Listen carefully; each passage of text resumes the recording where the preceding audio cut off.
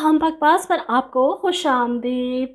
खुमार ड्रामे की अगली किस्त में आप देखेंगे कि कहकशां बेगम पहुंची नासिर का दिमाग दुरुस्त करने, इसे मकामाते अमल याद करवाने, लेकिन शायद अपना भूल चुकी हैं। इसीलिए नासिर पलट कर इन्हें भी आईना दिखाता है। इससे पहले कि नासिर इन्हें धमकाता, वो गन निकाल कर नासिर को चुप करवा देती हैं। वैसे हैरत की बात है ना, लेकिन कहकशां बेगम जो अपने साथ अपना इतना करोड़ों का जेवर तो ना लेकर आई, लेकिन गन लाना नहीं भूली, जिससे वो नासिर को धमकाने आ गई। अच्छी बात है कि नासिर का पत्ता साफ करे, किस्सा तमाम करे और खुद जेल पहुंच जाए, जान छूटे इस मगरूर औरत से। वहीं दूसरी तरफ मुदस्सिर साहब के कहने पर हरीम इनका काम संभाले हुए है, इवेंट मैनेजमेंट के तौर पर खुद सुपरवाइज कर रही है। ऐसे में एक इवेंट पर इसका सामना लाइबा के साबका मंगेतर से हो जाता है। इसे देखकर वकास फौरन इसकी तरफ आता है। आपसे एक बात पूछना चाहता था, लाइबा किस हाल में है, कैसी है? मैंने सुना कि वो लोग काफ़ी क्राइसिस में आ गए हैं। ये सुनकर हरीम जवाबन तंज करती है, ठीक सुना आपने, लेकिन आप ये सब जानने के ख्वाहिशमंद क्यों हैं? आप तो ऐन मौके पर डूबती नाव से छलांग लगाकर किनारे जा लगे थे।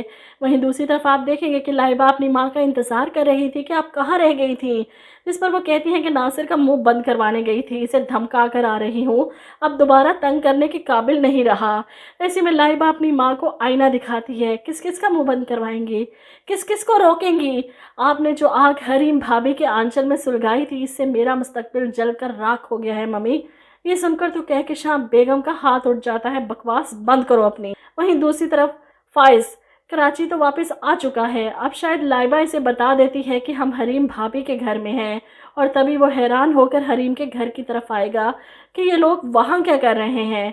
और ऐसे में मुदस्सिर साहब जो फिर से हरीम को छोड़ने इसके घर के बाहर खड़े हैं, इनकी खामोशी देखकर हरीम कहती है कि दिल की बात किसी से कर लेनी चाहिए सर, इंसान हल्का फुल्का हो जाता है। वो इनकी बीवी ज़िले हुमा की मौत की ताज़ियत कर रही थी कि अगर आप मेरे सामने दिल हल्का कर लेंगे तो शायद कुछ सुकून मिल जाए। वहीं फाइज भी ऐन इसी मौके पर पहुंचता है, हरीम की बात सुनने के बाद मज़ीद बदगुमान होने के लिए। मुदस्सिर साहब जो हरीम के पीछे खड़े फाइज के चेहरे के एक्सप्रेशन देख रहे थे, ऐसे में हरीम भी पलटती है तो फाइज कहता है, हाँ बिल्कुल हरीम, ये तो आपकी पुरानी आदत है, लोगों से दिल की बात कहना और इनकी सुनना। फाइज को बहुत महंगा पड़ेगा ये अपने अल्फाज, क्योंकि हकीकत लाइबा ही सामने लेकर आएगी अपनी माँ की, और तब फाइज गिड़गिड़ा कर भी हरीम के कदमों में गिर जाए ना, तो मेरा नहीं ख्याल कि कोई चाहता होगा कि हरीम और फाइज एक हों। आप लोग क्या कहते हैं इस बारे में? क्या इतना सब कुछ होने के बाद भी फाइज माफ़ी के काबिल है? क्या मोहब्बत में गुंजाइश होती है बदगुमानी और शक की? कमेंट करके अपनी राय ज़रूर दीजिएगा।